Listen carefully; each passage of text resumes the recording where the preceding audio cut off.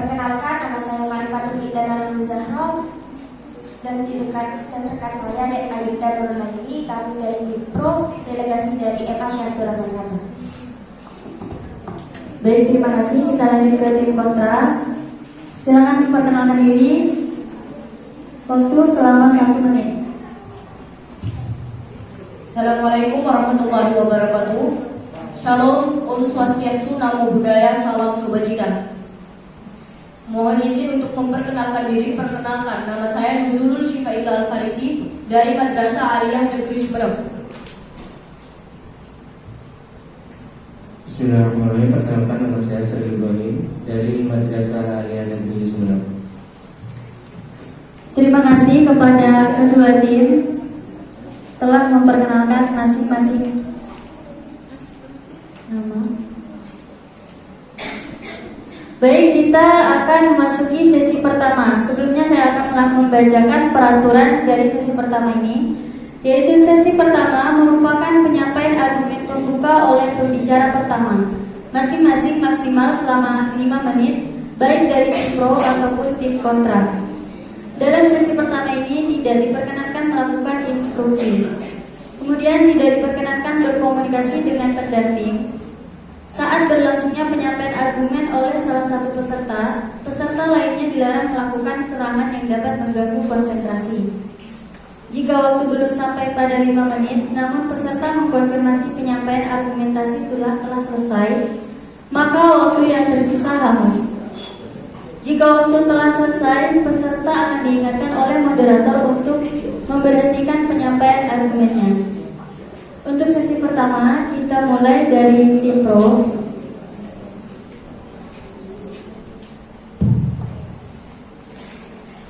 Mohon maaf untuk seluruh audiens, diharap untuk memperhatikan match kita yang ketiga.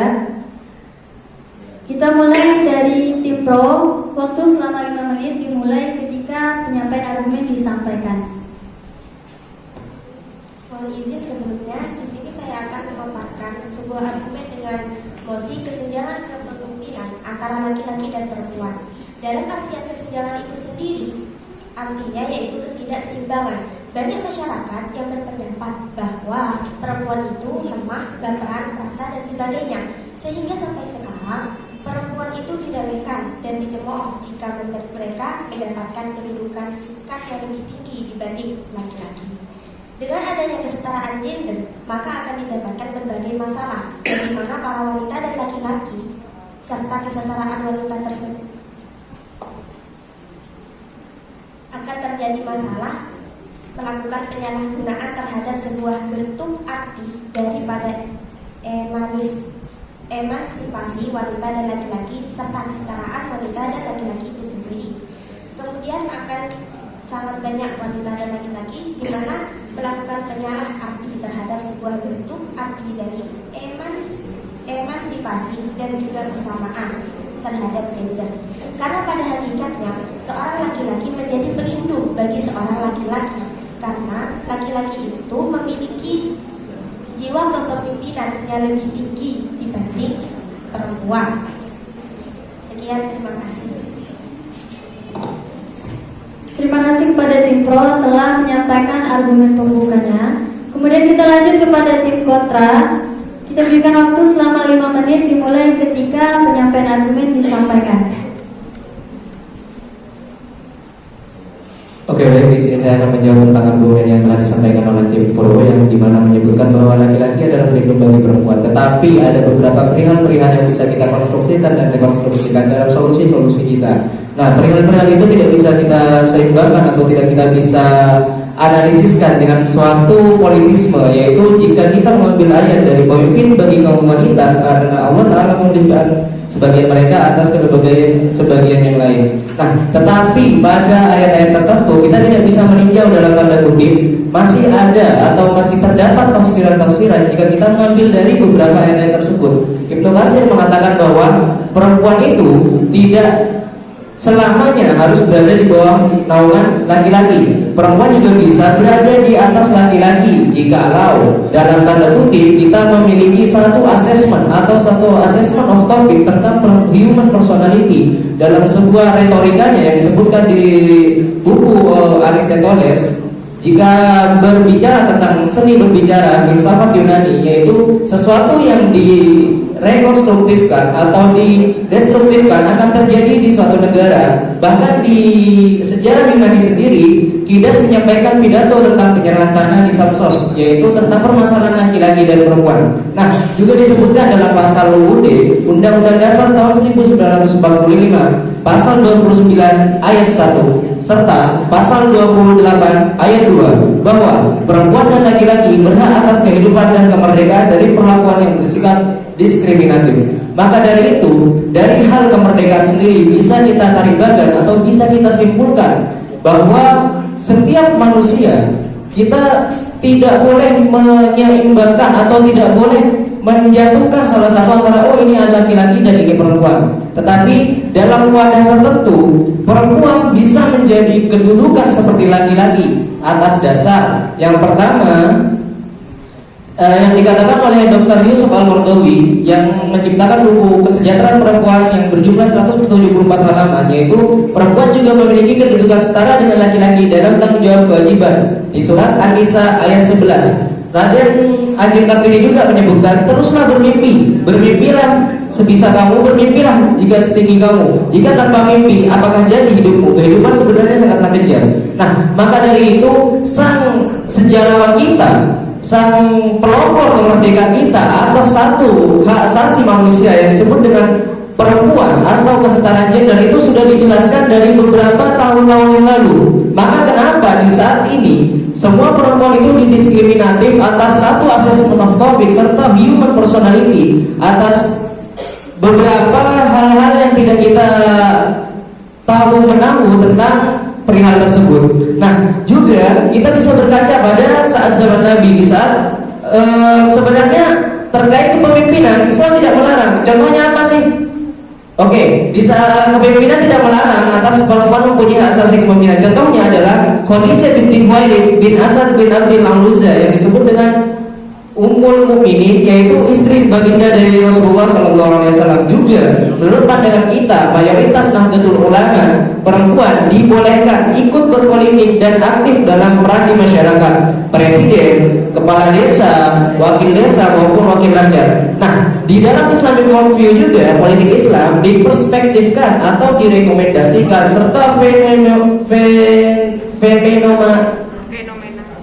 fenomenologinya dan Islamic worldview-nya secara penuh wanita berpihak pada politik, boleh mengambil dan menempati sebagai apapun. Dan juga kalau kita bisa meninjau dan kita tinjau dari segi sejarah kebudayaan Islam, dan kita tidak bisa dipungkiri karena kita orang Islam, kita meninjau dari segi kebudayaan Islam bahwa di saat dulu, di saat terjadi perang Uhud, Fatimah lah yang memberikan atau yang memimpin pasukan wanita di saat memberikan obat-obatan serta penyembuhan kepada prajurit-prajurit perang yang telah tersakiti. Maka kesimpulannya, wadahnya adalah perempuan bisa menjadi satu pemimpin di era yang memang wanita itu dihargai oleh siapapun. Kurang lebihnya mohon. Baik, terima kasih kepada tim pro dan tim kontra. Kita berikan tepuk tangan dulu untuk kedua tim ini. Kita lanjut ke sesi kedua. Di sesi kedua ini merupakan penyampaian argumen penguat oleh pembicara kedua yang masing-masing akan diberikan waktu maksimal selama 5 menit. Dalam sesi kedua ini diperkenankan untuk melakukan instruksi sebanyak 3 kali setelah mendapat izin dari tim yang sedang menyampaikan argumen. Saat instruksi, waktu tetap berjalan dan instruksi yang dilakukan hanya diperbolehkan maksimal selama 30 detik per instruksi. Tidak diperkenankan berkomunikasi dengan pendamping. Saat berlangsungnya penyampaian argumen oleh salah satu peserta, peserta lainnya dilarang melakukan serangan yang dapat mengganggu konsentrasi. Jika waktu belum sampai pada 5 menit, namun peserta mengkonfirmasi penyampaian argumen telah selesai, maka sisa waktu hangus. Jika waktu telah selesai, peserta akan diingatkan oleh moderator untuk menghentikan penyampaian argumennya. Untuk sesi kedua, kita mulai dari tim pro. Waktu selama 5 menit dimulai ketika penyampaian argumen. Saya ucapkan terima kasih banyak atas waktu dan tak luput pula. Saya ucapkan terima kasih banyak terhadap Dewan Juri telah memberikan waktu terhadap saya, dan tim kontra yang saya banggakan, terima kasih atas kerjasamanya. Saya sebagai pembicara kedua akan menegaskan argumen dari pembicara pertama. Kita semua tahu bahwa kepemimpinan di Indonesia telah didominasi oleh kaum laki-laki. Karena apa? Karena laki-laki lebih memiliki jiwa kepemimpinan yang lebih daripada perempuan. Dan organisasi yang baik adalah kualitas penting yang harus dimiliki seorang pemimpin. Karakter yang dianggap penting dalam kualitas kepemimpinan. Rendahnya perempuan dalam posisi kepemimpinan pendidikan, rendahnya jumlah wanita potensial dalam posisi lainnya. Masyarakat telah menyepakati bahwa laki-laki yang hanya bisa menjadi pemimpin yang baik. Oleh karenanya masyarakat masih tetap menolak akses wanita dalam kepemimpinan karena tidak sesuai dengan norma yang berlaku. Wanita yang menginginkan posisi kepemimpinan menghadapi hambatan-hambatan yang seringkali harus menyerah karena merasa tidak mampu mengatasi berbagai hambatan itu.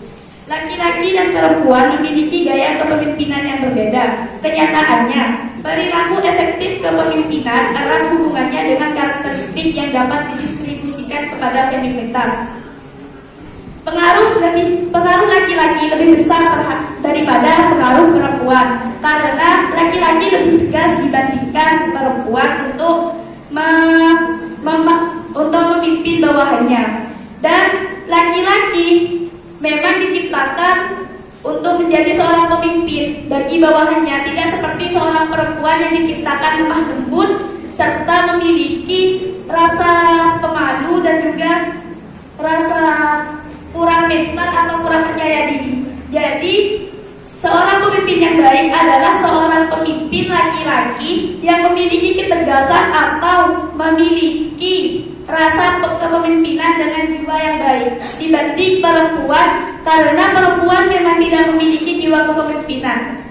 Terhadap sifat perempuan, memang perempuan pada zaman sekarang perempuan dicemooh kalau perempuan itu tidak memiliki rasa mental yang baik.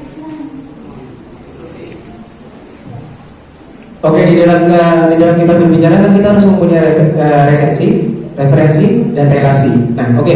Jadi di dalam keagamaan sendiri atau di dalam politik sendiri, di pasal 34 ayat 2 dijelaskan negara mengembangkan sistem jaminan sosial bagi seluruh rakyat dan memberikan hak bermasyarakat.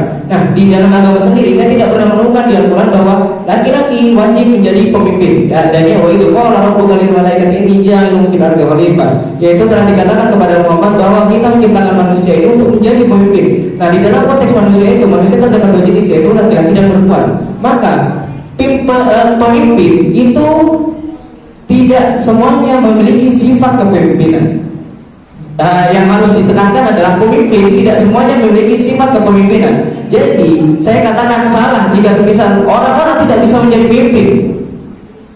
Saya katakan salah jika semua orang atau perempuan tidak bisa menjadi pemimpin, dikarenakan di dalam konteks keagamaan disebutkan manusia diciptakan untuk menjadi pemimpin bagi dirinya sendiri, bukan mempunyai sifat kepemimpinan bagi dirinya sendiri. Baru jika kita meninjau dari Quran surat Yusuf, baru dijelaskan bahwa laki-laki adalah pemimpin bagi perempuan. Tetapi dalam konteks ini, perempuan bisa juga diambil sebagai pemimpin yang mempunyai sifat kepemimpinan yang dikatakan oleh Ibnu Jarir dan Ibnu Katsir serta Syekh Asy-Syaukani, yang juga bisa kita tinjau jika berbangsa dan bernegara ini kita masukkan atau larikan kepada satu-satu perihal yang memang tidak rekonstruksi dengan pemikiran kita, maka ya statement of topic-nya kita hanya berfokuskan kepada opportunity, tidak berfokuskan kepada words, word atau triknya. Nah, jadi kita kapan kita bisa mempublikasikan seperti Baik, saya akan menanggapi instruksi dari tim kontra. Pemimpin yang kita inginkan di negara kita adalah pemimpin yang tegas, pemimpin yang bisa membantu bawahannya menjadi lebih baik. Dan apabila seorang perempuan dijadikan pemimpin, akan terjadinya sebuah masalah, yaitu disebabkan perempuan tidak memiliki mental atau rasa kepemimpinan yang sangat luas. Karena seorang perempuan memang dinyatakan rendah Dari dalam waktu kepemimpinan. tim pro telah habis.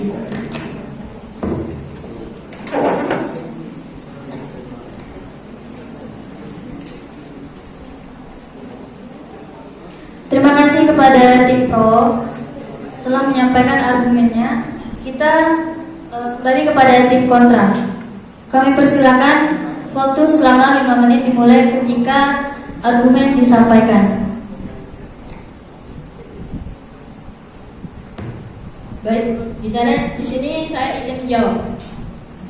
Sebenarnya perempuan ini bisa saja menjadi seorang pemimpin karena secara intelektual kita tidak ada perbedaan di antara laki-laki dan juga perempuan. Nah, seperti kita ambil contoh Ibu Megawati, yaitu Presiden Indonesia yang memberikan hasil-hasil yaitu seperti reformasi kebijakan pajak, divestasi dana bank dan di BPPN. Nah, kenapa sih kita ini tidak bisa menjadi seorang pemimpin? Pasti perempuan memiliki pemikiran yang seperti itu karena Indonesia ini sudah terlalu didoktrin dengan yang namanya patriarki. Kita ini sudah mengalami yang namanya diskriminasi, yaitu yang sebagaimana sudah dicantumkan di dalam Undang-Undang Nomor 7 Tahun 1984, yaitu yang sudah diresmikan oleh PBB, Convention of the Elimination of All from the Discrimination Against, yaitu tentang diskriminasi terhadap wanita. Kita wanita, kita memiliki hak untuk dipilih ataupun memilih juga, karena itu sudah tercantum di dalam Undang-Undang 28G ayat 1, yaitu kita sudah memiliki perlindungan baik laki-laki ataupun perempuan karena kita ini sudah tercantum di dalam hak asasi manusia. Di dalam hak asasi manusia kita terjadi kesenjangan gender karena kita dinomorduakan. Kita ini dinomorduakan, apa-apa semuanya adalah laki-laki, apa-apa adalah semuanya laki-laki. Padahal di sini kita bisa memimpin negara dengan baik. Contohnya seperti Menteri Perikanan kita. Pada waktu itu ada Ibu Susi Pujiastuti. Beliau adalah seorang wanita yang disegani di Indonesia karena dalam memimpin, dalam menjadi seorang menteri, beliau adalah seorang pemimpin yang baik. Di sini kita juga bisa mencontoh. Dewan juri yang terhormat, dari pemaparan argumen yang tim kontra katakan tidak sesuai dengan fakta. Karena kita itu hidup di Indonesia dan pada faktanya Indonesia telah didominasi oleh pemimpin laki-laki. Karena apabila Indonesia dipimpin oleh seorang perempuan, maka akan mengalami permasalahan yang sulit untuk diselesaikan. Karena jiwa kepemimpinan yang baik adalah jiwa kepemimpinan laki-laki. Bukankah laki-laki memang diciptakan untuk menjadi seorang pemimpin? Contohnya saja di dalam keluarga. Seorang laki-laki dijadikan pemimpin dalam keluarganya untuk mendidik keluarganya. Dan laki-laki memang memiliki kewajiban untuk menjadi pelindung dari bawahannya. Di sini apa? Laki-laki mendominasi Indonesia adalah sebagai pemimpin. Salah. Tapi secara jumlah perempuan lebih banyak daripada laki-laki. Hal ini menunjukkan bahwa perempuan adalah modal besar dalam pembangunan di Indonesia. Di Indonesia ini kita didominasi oleh yang namanya Untuk tim kontra bisa kita didominasi oleh yang namanya perempuan. Memang secara kekeluargaan kita adalah seorang pemimpin. Laki-laki adalah seorang pemimpin. Kita tidak berbicara tentang kekeluargaan, tapi secara pemerintahan. Karena analoginya seperti ini, laki-laki adalah pemimpin bagi bawahannya. Dan apabila perempuan dijadikan pemimpin pada negara kita, maka akan terjadi sebuah permasalahan yang sulit diselesaikan karena seorang perempuan masih memiliki rasa mental yang kurang begitu. Oke, baik. kayak gitulah salahnya bangsa kita, yaitu mendominasi perempuan atau mendominasi laki-laki dalam retorikanya. Nah, seni berbicaranya adalah di saat kita menurut analoginya gini, satu kekeluargaan jika ditinggalkan oleh satu orang, tapi tidak ada pemimpin atau jiwa kepemimpinannya, keluarga itu akan hancur. Benar?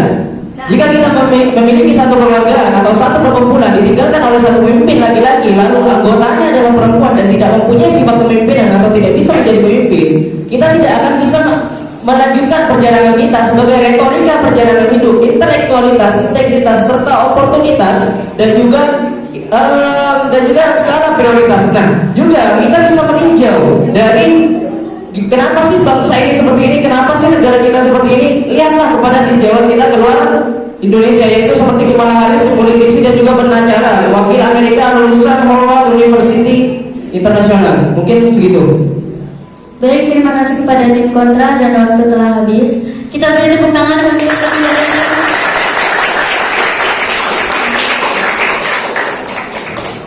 Sekali lagi terima kasih untuk tim pro dan tim kontra. Kita lanjut ke sesi ketiga.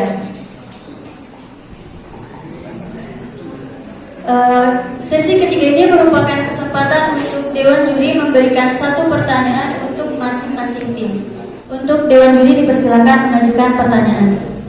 Oke, terima kasih untuk moderator. Assalamualaikum warahmatullahi wabarakatuh. Saya mengapresiasi kedua tim, ya, penampilannya bagus ya. Untuk tim kontra semangat betul ini ya penyampaiannya. Ya. Yang laki dan yang perempuan malah lebih semangat yang perempuan. Ya. Saking semangatnya selain ekspresi yang ditampilkan sampai lupa menggebrak meja ya. Khawatir sakit nanti rahanya ya. Nah, sakit. Karena di sini kita sedang membayangkan, kita menegaskan bahwa perempuan ini juga memiliki hak untuk memimpin. Ya, paham ya. Yang penting bagaimana apa yang kita ekspresikan itu tidak tendensius, tidak emosional. Kita jangan terbawa emosi ya. Setuju. Oke. Argumentasi yang dibangun sudah bagus, tapi jangan sampai emosional menggebrak meja ya. Kita masih punya adat ketimuran. Sudah bagus sebenarnya. Oke, sesuai dengan konteks di judul ini, kesenjangan posisi kepemimpinan antara laki-laki dan perempuan ya.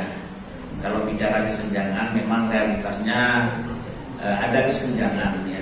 Ada kesenjangan porsinya secara realitas lebih banyak laki-laki menduduki kepemimpinan di pemerintahan, baik eksekutif, legislatif dan yudikatif. Nah, ini perlu kita ketahui bersama. Kenapa terjadi kesenjangan? Ini ada beberapa persoalan. Yang pertama karena sistem di kenegaraan kita, di pemerintahan kita mengaturnya.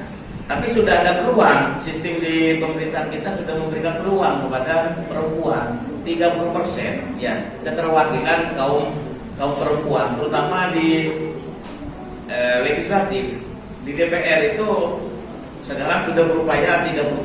Makanya para politikus itu selalu intens mengajak para perempuan untuk menjadi pemimpinnya. Ya, eksekutif, legislatif dan yudikatif. Yang sering kita ketahui persoalannya, keterwakilannya mungkin iya, tapi persoalannya kualitasnya ya memang realitasnya masih kalah bersaing dengan laki-laki ya, karena laki-laki itu lebih semangat ya, lebih tangguh ya. Itu yang menjadi persoalan. Sehingga apa yang terjadi kita lihat di DPR itu, supaya untuk memenuhi kuota 30%, makanya pimpinan partai itu akhirnya salah memasukkan, sehingga yang kita lihat di DPR itu banyak perempuan yang aktif ya, tidak memikirkan kualitas, kemampuan dan integritasnya, yang penting keterwakilan saja 30%. Nah, dari sistem itu sudah ada peluang untuk keterwakilan. Persoalan yang kedua, kesenjangan antara pemimpin laki-laki dan perempuan yang kedua karena kultur. Ya.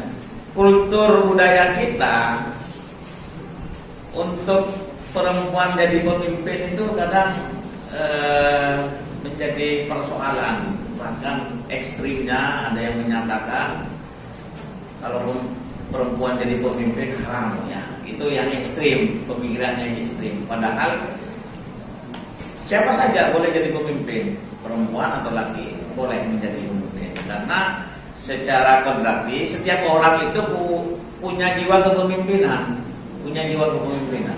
Cukup kecil seorang laki-laki jadi pemimpin di keluarga, seorang ibu jadi pemimpin bagi anak-anaknya. Jadi secara kodrati sudah menjadi pemimpin. Yang menjadi persoalan yang kedua, kultur itu, sehingga di masyarakat itu berkembang pemikiran untuk apa sekolah tinggi-tinggi akhirnya masuk jadi pelayan suaminya, ujung-ujungnya ada di dapur gitu. Itu yang menjadi mentalitas bagi kita, terutama kaum perempuan, untuk maju, melangkah maju, untuk semangat menjadi pemimpin dipatahkan oleh kultur yang ada. Ya, itu yang jadi persoalan. Ujung-ujungnya ada di dapur. Sehingga dari tingkat pendidikan, ya memang lebih banyak, ya tingkat pendidikan yang tinggi itu lebih banyak dominan laki-laki ketimbang perempuan karena faktor kultur itu. Kultur yang selanjutnya di masyarakat itu berkembang. Kalau sudah kalau dulu ya lulusan SMP, apalagi SMA, lulusan SMA apalagi. Jadi kesempatan untuk kuliah itu kalau di kota mungkin lebih banyak yang kuliah, tapi kalau di desa pemikiran masyarakat itu keburu pelage atau tak baju laki. Sehingga itu yang menjadi persoalan, sehingga kaum perempuan itu sulit untuk tampil menjadi pemimpin. Ya. Seandainya itu nanti melalui perkembangan pergeseran zaman dan sekarang sudah masyarakat kita sudah cerdas, banyak kaum perempuan disekolahkan, kuliah, sehingga punya peluang untuk jadi pemimpin. Ya. Nah, hal persoalan tersebut itu yang menjadi kendala. Pertanyaan saya ini langsung saja ada tim pro dan tim kontra. Kedua persoalan itu, bagaimana narasi argumentasi saudara menyikapi persoalan tersebut? Terima kasih. Baik, terima kasih kepada Dewan Juri.